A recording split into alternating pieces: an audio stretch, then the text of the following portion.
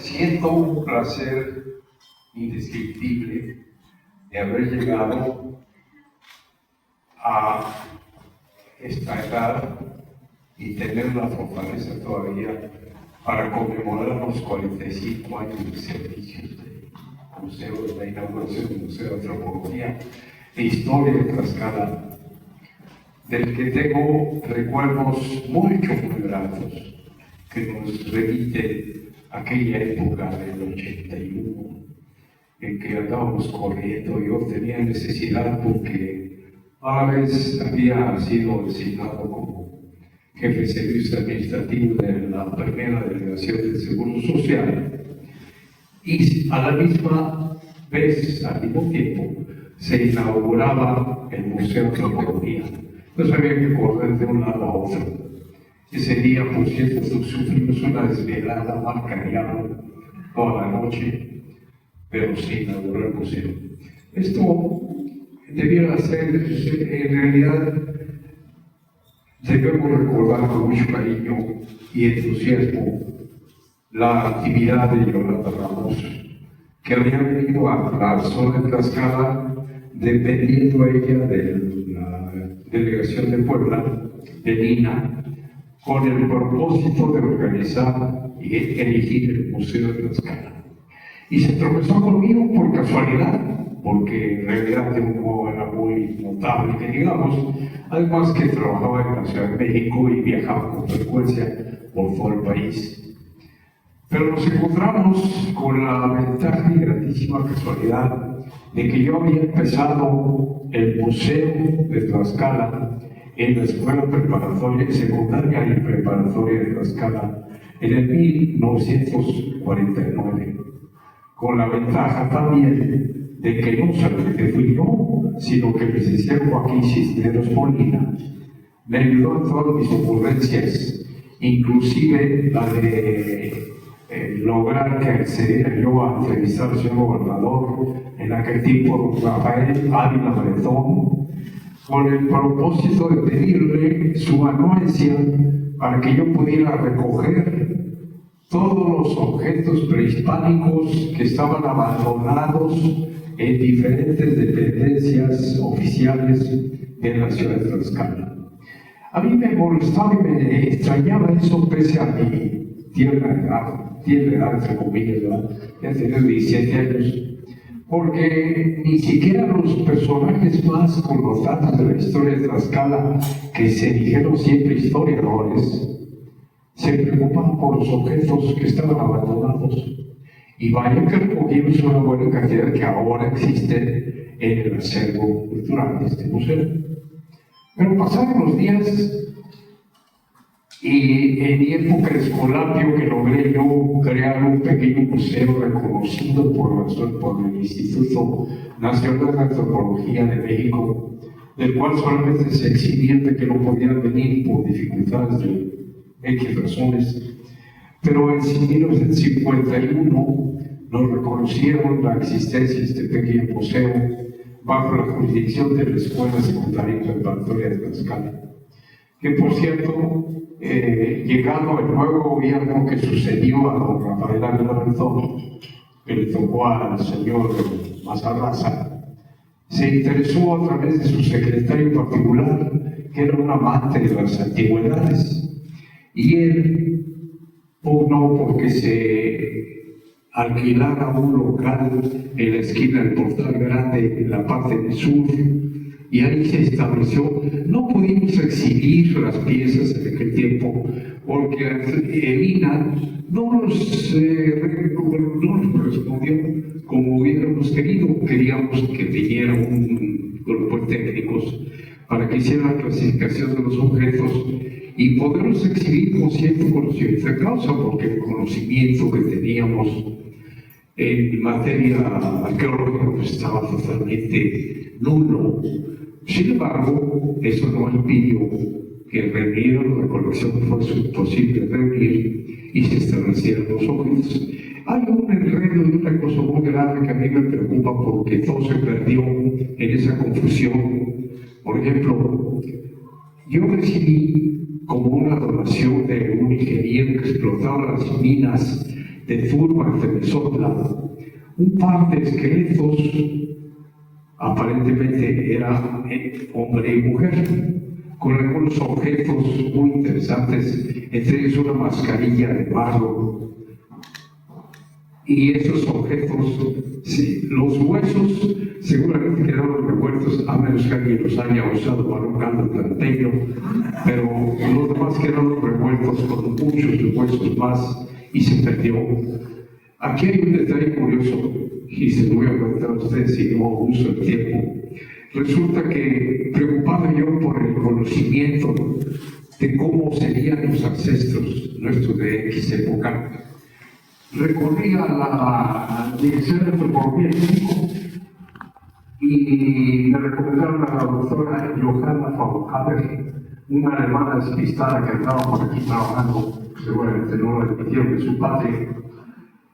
Y hablé con ella y le dije, doctora, mi único interés es pedirle a usted, ahí no había mis huesos en una caja larga de cartón, lo mejor acomodados para que nos fueran a fragmentar, y los objetos que nos acompañaban. Digo, vengo con estos objetos y mi interés es pedirle a usted, rogarle, que nos dé una explicación de cuáles serían las dimensiones y el aspecto de nuestros ancestros que están aquí representados en estas osamentas.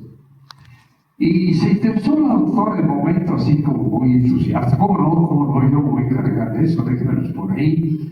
Y a veces nos aprovecho para hacer otra cosa. Ahí se los dejé. Volví al cabo de los 15 días y la doctora no estaba. Regresé al cabo de mes y la doctora no estaba. Volví y quedaba por Europa. Regresé y la doctora nunca estuvo. Entonces le digo a la secretaria, oiga señorita, ¿y mis huesos dónde quedaron? Me dice, ahí está en la esquina. Bueno, dígale usted a la doctora que vista que está tan ocupada, me llevo mis huesos. Entonces tomé la caja aquella que estaba tal como yo la había dejado y me la traje a Tlaxcala. Curiosamente me quedé con el recibo que me había extendido el secretario, así que me debe el esqueleto puede ser bueno con el recibo. Pero me traje la osamenta para acá y aquí se desbarató y se perdió entre el rebuque de cosas. Nadie supo para qué servía ni qué cosa era la mascarilla. Felizmente, y en eso no me fallaban algunos detalles, de la mascarilla hice un dibujo y lo publicamos en la revista Camacho, de la que el licenciado Armando Díaz de la Mora, que hoy nos acompaña, ¿verdad? Fue testigo, ahí está. También se hizo el dibujo de un pequeño perrillo sentado, que es el famoso perrillo amarillo tradicional para que le sirviera de guía a los difuntos en cierta costumbre antigua. También hicimos para allá el dibujo.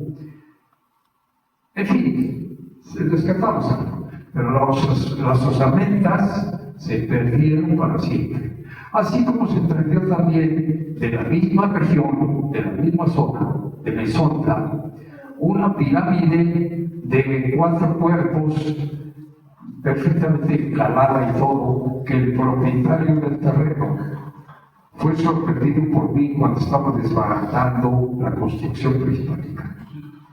Yo, un joven como era en ese tiempo, pues no representaba mucha autoridad, pero le reclamé al señor que estaba pico y pala haciendo su montón de piedras por un lado. Digo, ¿qué está usted haciendo? Estoy buscando un tesoro. No va usted a encontrar más tesoro que si logra vender las piedras por kilo. Aquí no había oro, aquí no había monedas, aquí no había nada que pudiera usted encontrar, pero sí objetos valiosos que nos pueden mostrar cómo era la cultura de nuestros ancestros, entre ellos seguramente los tatarabuelos suyos, que fueron los que hicieron estas cosas. Pues usted dirá lo que quiera, joven, pero usted no sabe de esto. Pues yo creo que sé más que usted. De lo que no sabe usted es de lo que está haciendo, que está usted echando a perder las cosas. Y en ese momento me regresé todo indignado a Tlaxcala, pedí auxilio a Lina oficialmente, mandaron a un inspector, el inspector se molestó mucho conmigo porque no se imaginaba que lo iba a hacer caminar por los cerros desde Tepeite hasta Temezontla, porque no había otro medio. Llegamos allá y el pobre señor Don Chanito Donaciano, cuyo reporte existe en la biblioteca del Museo de Antropología. Ahí está. Me regañó cuando llegamos a la pirámide destruida. Me dijo: oiga, joven, y para estas minucias de usted venir, yo no lo hice venir. A usted le dieron órdenes que viniera, y me parece muy correcto. ¿Qué esperaba usted encontrar una pirámide del Sol?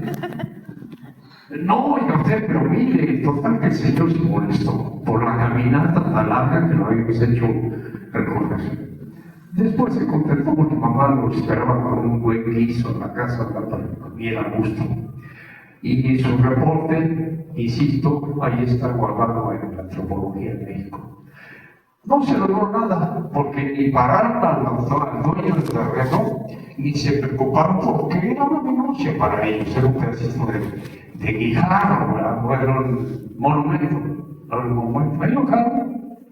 Pasó poco tiempo después, iba yo pasando con mi familia, ya entonces ya tenía un caso, ya era yo gente de cerca, iba yo pasando por San Diego, Xocoyuca, cuando me detengo en un domingo y iba yo de regreso a México.